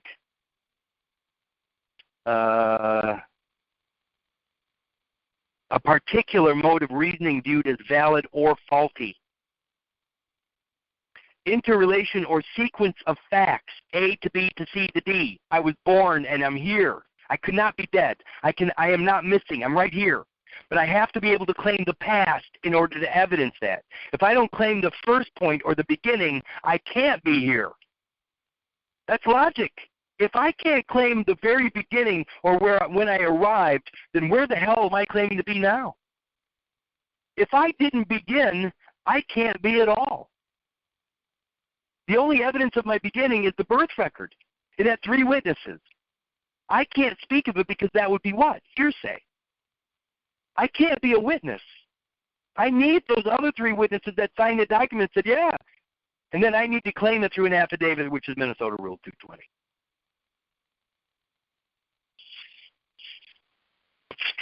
No way. I'm actually going to get through this. You're not going to believe where this takes us. I only got a couple pages left. But look at this. Unum Sanctum. Pope Boniface VIII. The bull promulgated November 18th, 1302. 700 years ago. 800 years ago, whatever. It says the bull Unum Sanctum, in which Pope Boniface VIII asserted his rights against King Philip the Fair of France, is a landmark in history of the doctrine of papal primacy. A landmark in the history of the doctrine of papal primacy. I only picked two words out of there. By the way, we went over landmark a couple weeks ago in depth. And then primacy. I want to cover this. I got enough time, thank God. I can't believe I made it through here. Well, I'm not done yet, I guess. So, Unum Sanctum is about 2 pages long. I'm reading just the one paragraph because I need to. It says, the spiritual man judgeth of all things, and he himself is judged by no man. The spiritual man, mind, body, spirit, all in one place, all in one moment. In order to be alive, you have to be filled with the Spirit. If the Spirit has been separated from you on paper, it doesn't matter. The courts are going to identify with that. It's a fact that you are a dead man. So you can't have the Spirit in you. But it says here, the spiritual man judges of all things, and he himself is judged by no man. Done. That's in 1 Corinthians. It says, this authority, however, is not human, but rather divine. There's your Spirit, there's your God, granted to Peter by a divine word and reaffirmed to him and his successors by the one whom Peter confessed. The Lord saying to Peter himself, Whatsoever you shall bind on earth shall be bound also in heaven. Therefore, whoever resists this power is thus ordained by God, resist the ordinance of God, unless he invent, here it is, unless he invent like Manichaeus. By the way, you should look up Manichaeus. There's your duality, by the way. He invent like Manichaeus two beginnings, which is false and judged by us heretical. Since according to the testimony of Moses, it is not in the beginnings, plural, but in the beginning that God created heaven and earth. Furthermore, we declare, we proclaim, we define that it is absolutely necessary for salvation that every human creature be subject to the Roman pontiff. The human creature is the afterbirth people. And it has its own position, but it's subject to the Roman pontiff. The spiritual man or genuine baby is not judged by the pontiff. It is not claimed by the pontiff. Hell, the 13th Amendment talks about it. Slavery. There is no paper on genuine baby. There's only paper on the afterbirth material. There's your claim. There's your deed. There's your documentation. But here's the thing. It says beginnings. It is not in the beginnings, plural, but in the beginning that God created heaven and earth. The beginning is the zygote, people. That's the beginning of the baby. That's the beginning of the firstborn. All this other garbage, this legal garbage, this born alive shit, that's the second coming. That's the second beginning. That's the heresy. When we claim the second beginning, when we claim the second beginning is us, which is the birth certificated person position, when we claim that, now I'm talking about the afterbirth. How do we claim it? We claim it by, this is going to sound tough, by accepting a Savior, by accepting the fact that we need to be saved. It automatically presumes we're damaged. It presumes we are the afterbirth.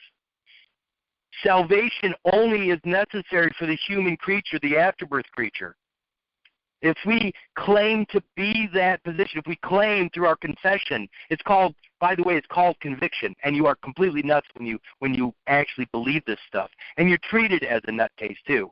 But when you are convicted upon such a belief that you need salvation, you're claiming to be the human creature. You're claiming to be the afterbirth. Which sounds nuts anyway, because you're the genuine baby, you're the firstborn.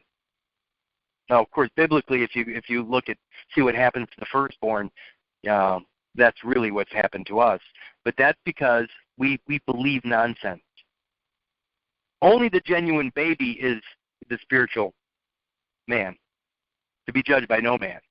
All the other nonsense that comes out of mother after baby is waste material that they've created into a monster, a monstrosity, a beast. I call it the beast anyway because it's the public pool. It's the one giant global beast. And it is the afterbirth birth certificated person. Now, that sounds like, wait a minute, Kurt, but aren't you telling us to claim that? No, I'm telling you to claim your position as one of the owners of that because the fetal tissue is your DNA. And if you don't position yourself as one of the owners of that record, then you don't have a claim at all upon your life. You are nobody. You got to claim it, but you got to do it properly. If you don't claim it, you become it. You become it. So, it's a landmark in the history of the doctrine of papal primacy. So let's go to landmark real quick. I'm not going to be too late, if at all. Landmark, an object such as a stone or tree that marks the boundary of land. The fetal tissue, the DNA itself, defines my existence.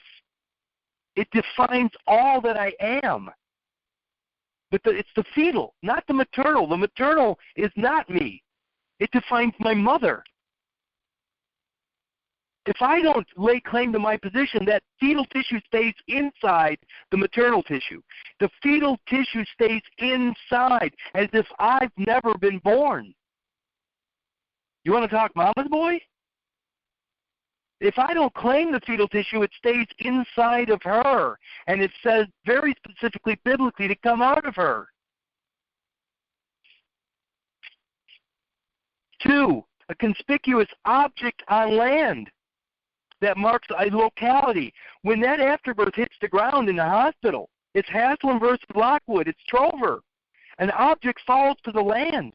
The state is making a claim upon that DNA, that biological material, and they give it title fairly quick. And it says that marks a locality. So a conspicuous object on land, when that afterbirth hits the ground, it's an object on land. And like I said, it's right out of Haslam versus Lockwood. That horse poop, when it hits the ground, they're saying that the public officials have a claim upon it. Just like the afterbirth that is unclaimed. That marks a locality. Let's go to 486, locality in blacks. 486. 486. There it is. Locality. Local. Uh-oh. Is it 486? Shoot. It isn't 486. What was I looking at? Hang on a second. Oh, that was wrong. It was probably something similar to that.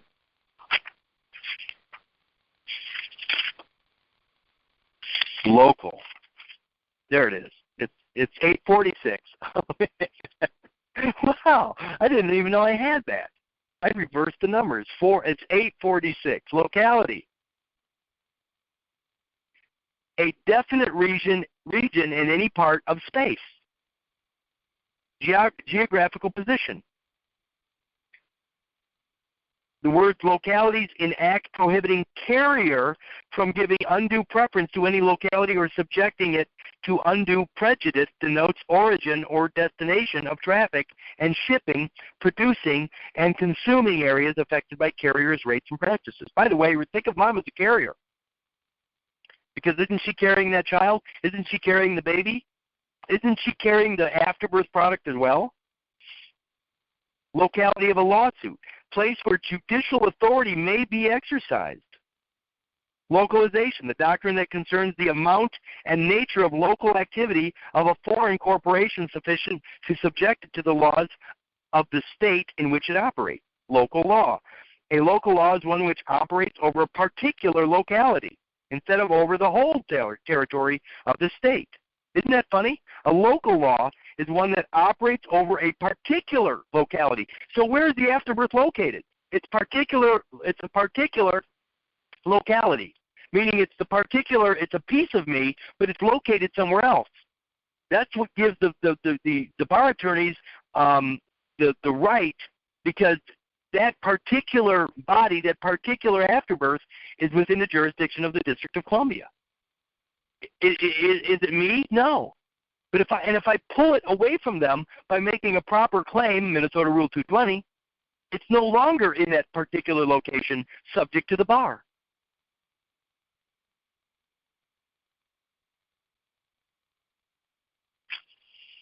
Locality. Look at it. B, an anatomical structure used as a point of orientation in locating other structures. So they're saying that if they find this DNA material in this state, in the District of Columbia, then all material must be in the District of Columbia subject to it, which means me. So they extradite me, at least in theory, to a new location, and I find myself in the jurisdiction of the District of Columbia in a courtroom that is actually physically located in Winnebago County, on the soil of Winnebago County, which is in Illinois. An anatomical structure used as a point of orientation. When that afterbirth hits the ground and stays in federal territory, it stays in federal territory. Even if I'm walking around in France or Germany or Japan, jurisdictionally, my DNA is in federal territory.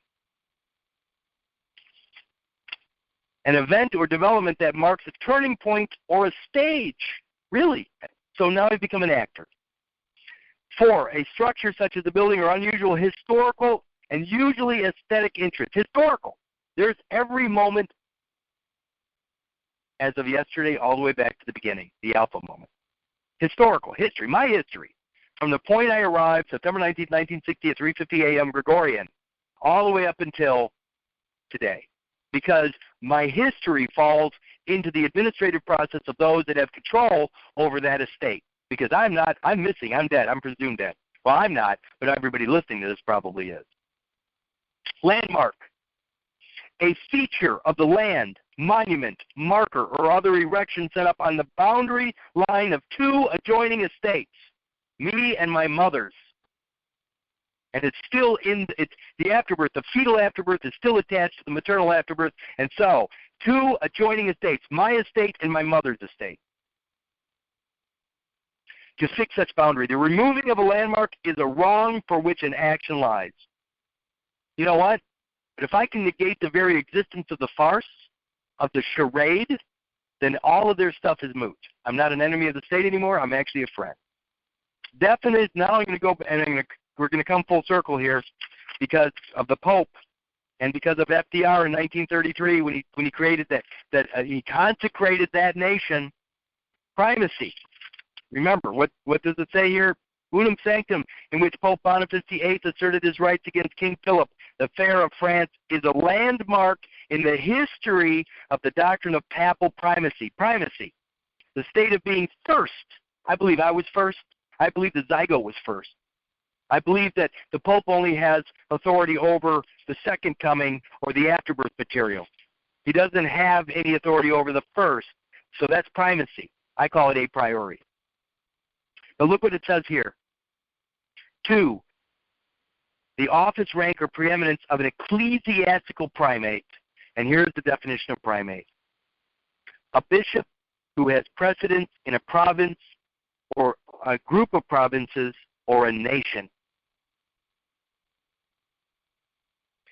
The Pope has total control over the holy ground created by FDR's claim consecrating that particular nation. The Pope only lays claim to the maternal afterbirth certificated person. He does not lay claim to the spiritual baby or spiritual man. That's firstborn or genuine baby. When you do what you need to do, you separate yourself from the farce, what I call the charade. And then what you do, so now you take, remember I'm going to close with this, there are 3 parts to the birth material. I say there are 5, but there's actually 3 physical parts, 3 parts of substance. Genuine baby's firstborn. And then you have the afterbirth, which has 2 constituent parts, the fetal tissue and the maternal tissue. So you have baby or genuine baby firstborn, which is 33 1/3% of the vote. You have the fetal tissue, which is 1/3 or 33 1/3% of the vote. And you have the maternal afterbirth, which is 33 1/3 of the vote, or 1/3. So there are 3/3. When I do a Minnesota Rule 220, I pull the fetal tissue into me. So now I have 66 2/3% of the vote. Maternal afterbirth tissue is not mine. It's my mother's. But it was given a title called Curtis Richard Kallenbach. And that vessel, my mothership, the DNA of the mothership, the maternal afterbirth, has its own title called Curtis Richard Kallenbach. When I register that vessel back to me, the living, genuine baby, the spiritual man, I now have 100% of the claim. I have 100% of the vote, and there is no trust. On that note, I'm done for the night. I'll see you guys tomorrow night, and I'm going to be sending you my documents. By the way, I'm going to say this. My documents are for your eyes only. You've put up with me for 5 weeks. This will be the 6th week. Do not give this stuff away. My documents, although people might be able to find them out there somewhere if they really are diligent in their search, but when I give these to you guys, they're for you and nobody else because they're my property. Anyway, I'll see you guys tomorrow night. Thanks, everybody.